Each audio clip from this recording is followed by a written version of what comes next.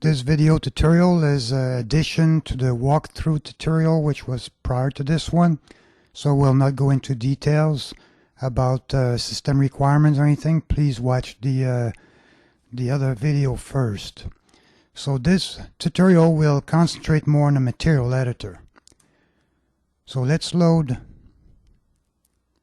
a model.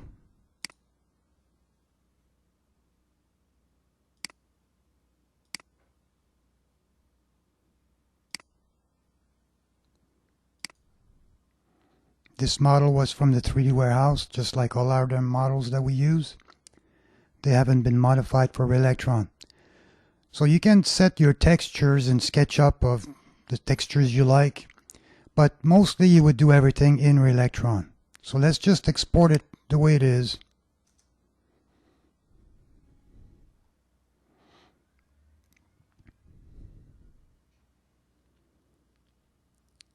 So as you can see, it's pretty plain and flat, just like in SketchUp. So we're going to go to the material editor.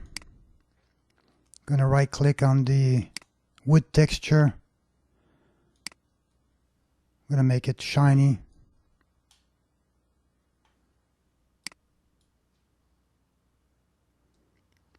Now we can right click on these tubings here.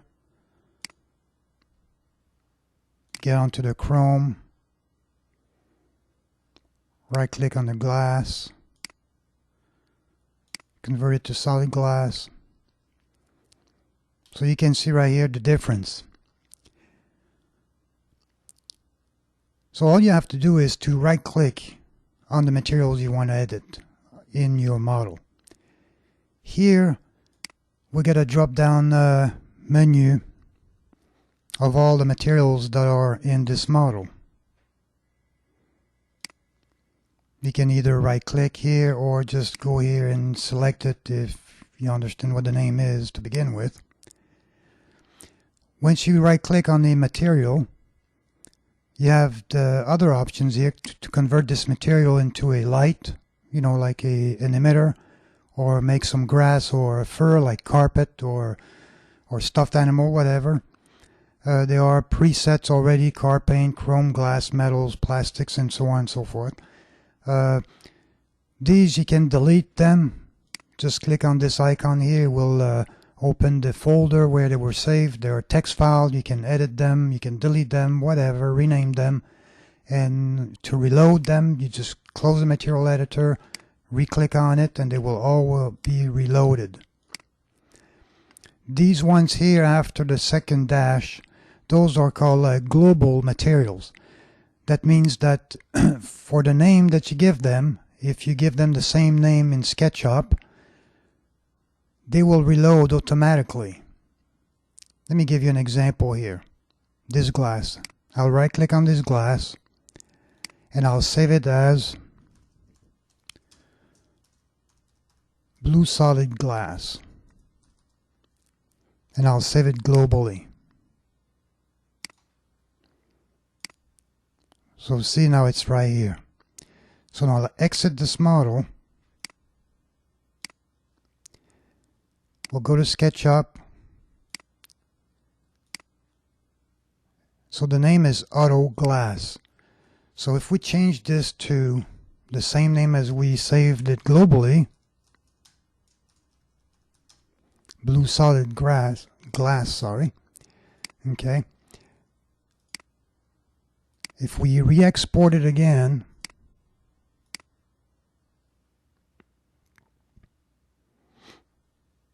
then you see automatically they will load the same settings.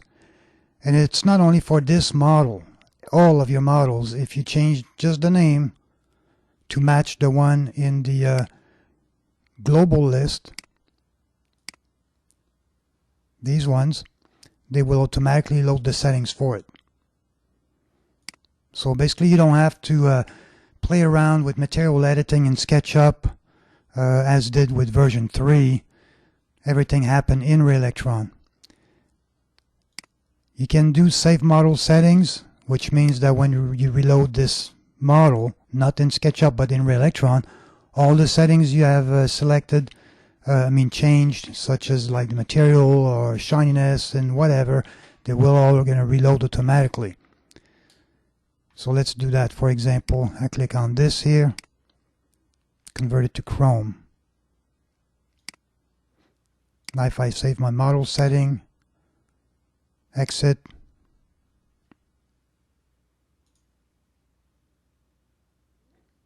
you see it saves it here in a configuration file. Let me open it with the notepad. Whatever, it's just a text file. So let me double click on this again. And now you can see now it's not black anymore, now it's Chrome because we saved the settings.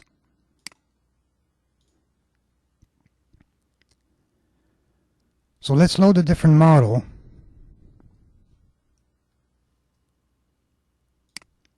Or let's load this one, for example.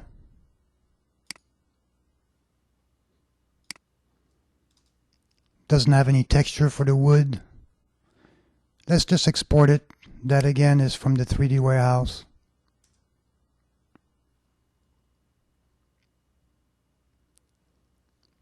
So as you can see, it's very plain. So we'll go to material editor, right click on this brown color.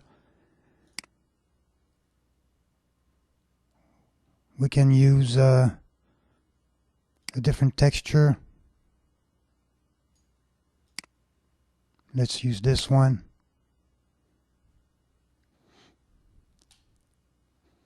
Here we can click on the glass here, convert this material to glass, not solid glass, because this text, this face has not been push-pulled, so it is not solid. If you're going to select the solid glass, then you can see everything is not refracted properly because there is no solid surface to simulate glass.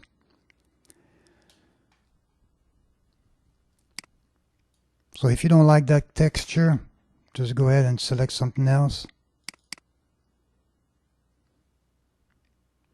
So now it's pretty plain, but we can add some shine to it, or we can go here and do shiny wood. All that does really is change the shininess and the diffuse value, but you're making as shiny as you like.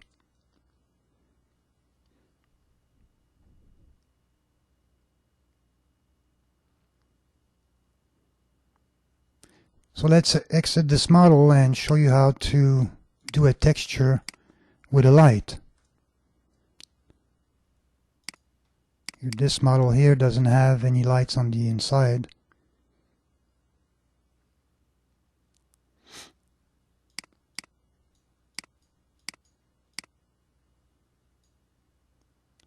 So let's just export it, show you what happens.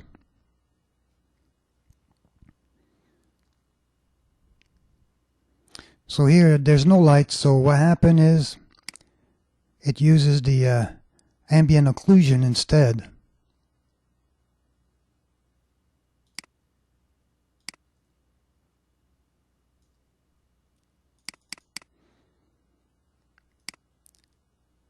So what we'll do is we'll create a light. It's actually very simple.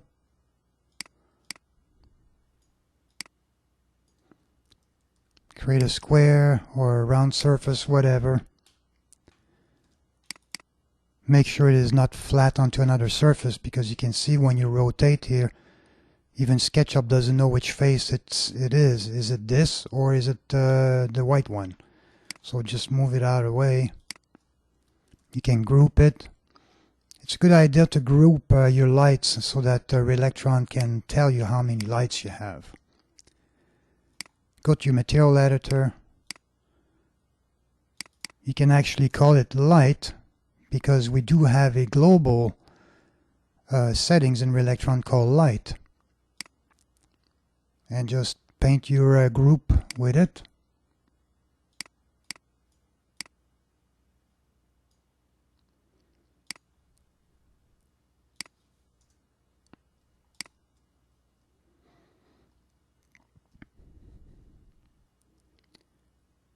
As you can see here, the bottom says 1 of 1.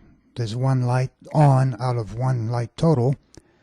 And in the illumination here, you can see it's artificial lights instead of being the ambient occlusion. So now we can go back to the material editor. Here's our light right here. Okay, it is on. So now the power is set automatically to 35. So we can change that. You can set the coverage angle of the light if you want it more like a spotlight.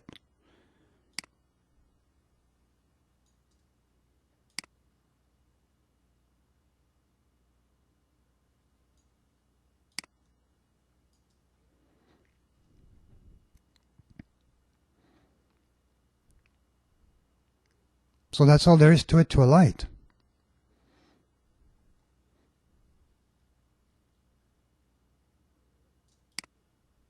If we turn around to take a look at the light, it's right up here. We can make it transparent, because sometimes you may want to illuminate something but you don't actually want to see the light itself. For example, like a sphere inside the middle of a room that illuminates all over the place, but you don't actually want to see it.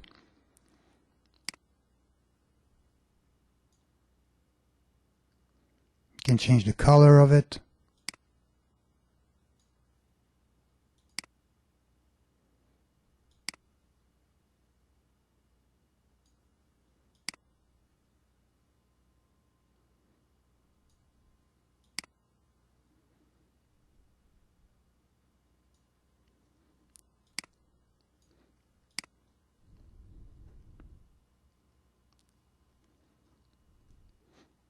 So that's all there is to it for lights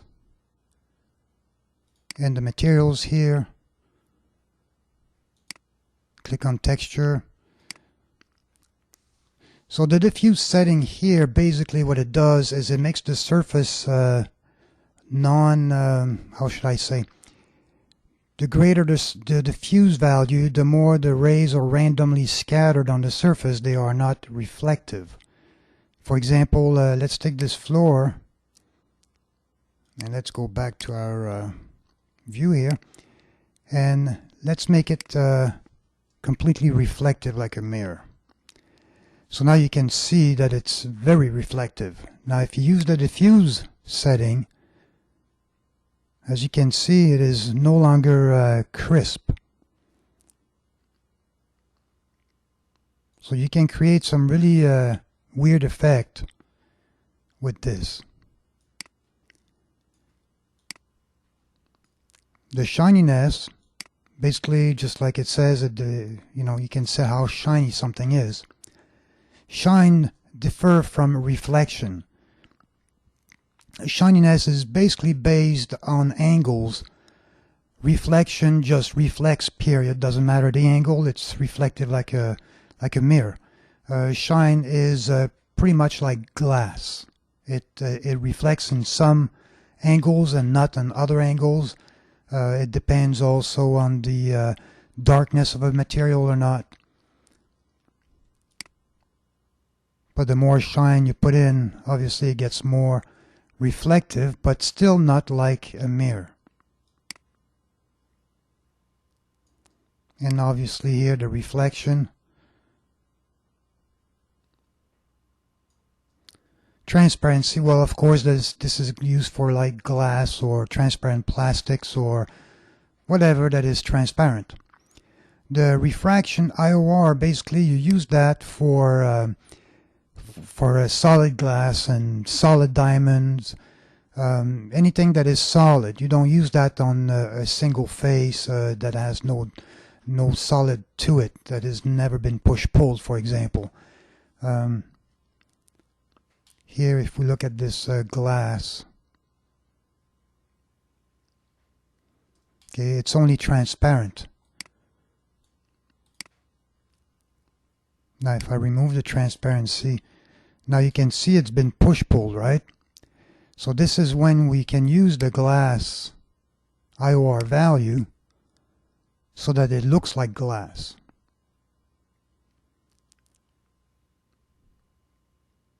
But you don't want to use that on a surface that is not push-pull, because you're not going to get a real look. It's going to look weird.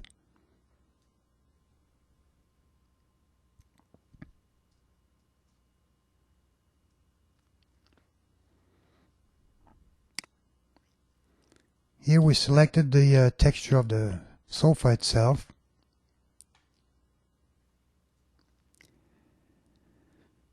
The bump depth works without a normal map as well. Okay, let's load something else here. Let's just load this just to show you.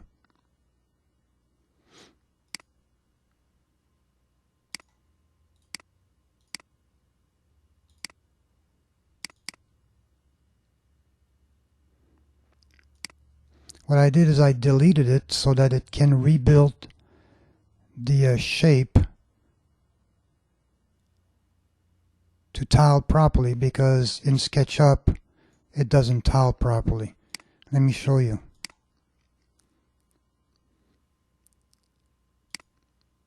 If I go to Sketchup,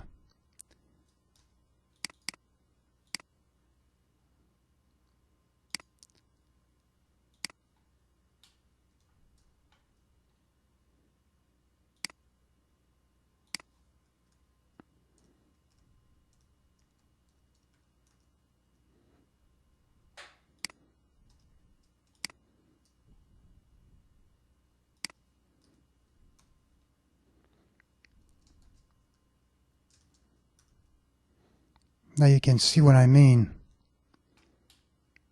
It is not tiled properly. But Raylectron does tile it properly, so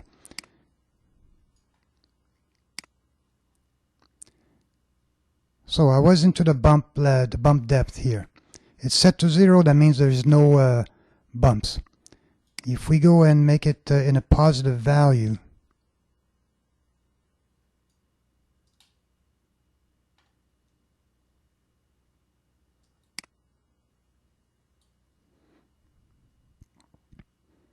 now you can see all the grooves and cracks onto the texture itself. Set it to 0, and now you can see it's very flat.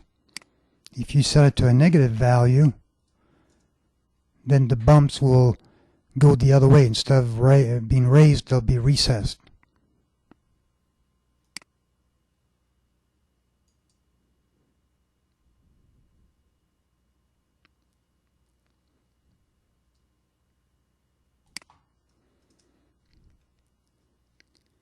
So here the color doesn't just change the color of the non-texture, it changes the color of the texture as well.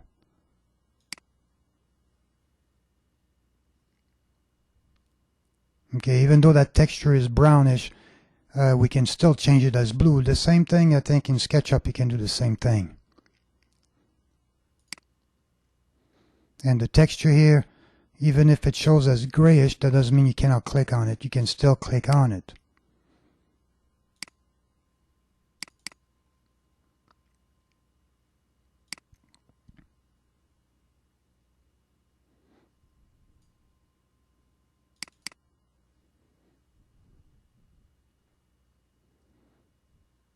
And we can load the normal map for this texture, or any other normal map, it doesn't matter really.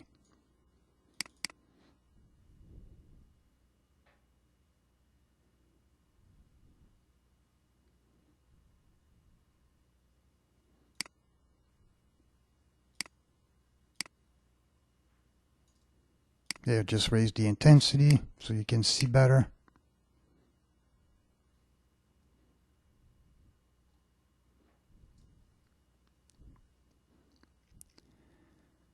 The width, here let's use the tile as an example. This is the width, how big you want it. The lock here means that the width and the height of the texture will increase or decrease evenly. That means they will keep their proportion. if you remove this, unlock it, and change the height, for example, to be smaller, then you can just, squash your texture in every directions, so they're no longer the proper ratio. So basically you probably want to keep the ratio all the time. You can rotate your texture just as you do in Sketchup.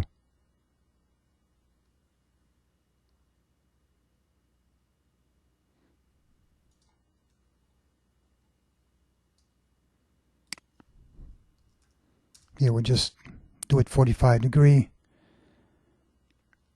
If you have a problem with a texture that is not properly lined up to a wall, for example,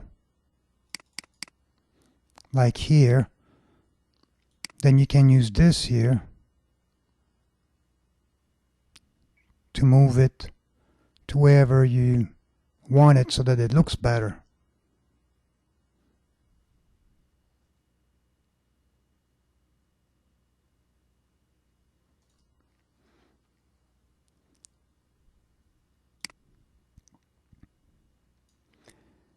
And here does not block direct light is pretty much used like for like an outdoor scene where you want to have some clouds or a background of a sunset or something like that, and you're doing a render in a room that's looking out a window.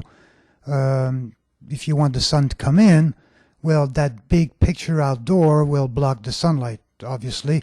But if you set it not to, that means it will still be visible, but light will go through, such as the sun or artificial lights. So basically you can still have the effect as that picture produced the light.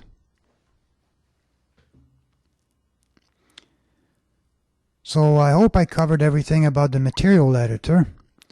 So this concludes this tutorial, and please watch the other ones for the other settings that Raylectron provides. If you have any questions or anything, visit our forum or send us an email, and then we'll be glad to help you out. Thank you for watching.